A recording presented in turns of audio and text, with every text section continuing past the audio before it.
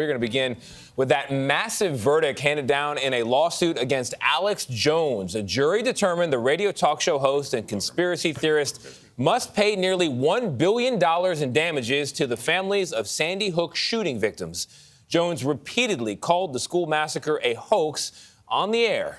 Last year, a judge found him liable of defamation by default after he failed to produce documents demanded in the lawsuit. And Nikki Battiste has been following this case for months. We find her at the courthouse in Waterbury, Connecticut, where the judgment was read yesterday. Nikki, good morning.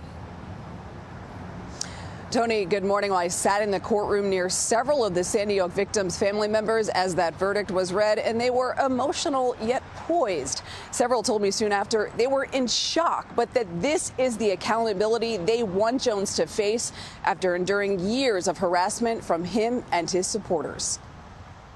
We, the jury, have reached our verdict as to damages in this case. In less than 3 days, the 6 jurors decided that conspiracy theorist Alex Jones must pay more than $965 million in compensatory damages for spreading false claims that the 2012 Sandy Hook school shooting was a hoax. I let my voice be taken away from me. Robbie Parker lost his daughter, Emily.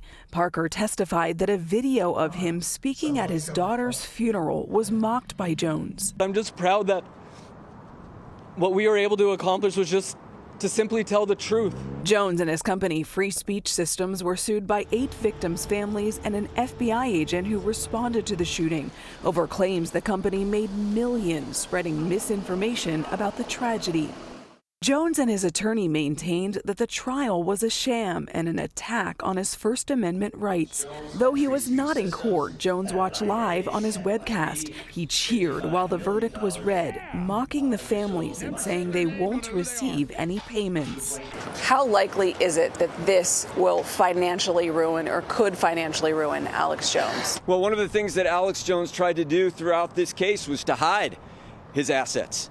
Jones' company filed for bankruptcy in July, but a forensic economist in a previous case estimated that Jones is personally worth as much as $270 million. Since this case will not have a cap on punitive damages, Judge Barbara Bellis will now consider how much Jones will ultimately have to pay. The fight also continues for Mark Barden, who lost his son Daniel in the tragedy.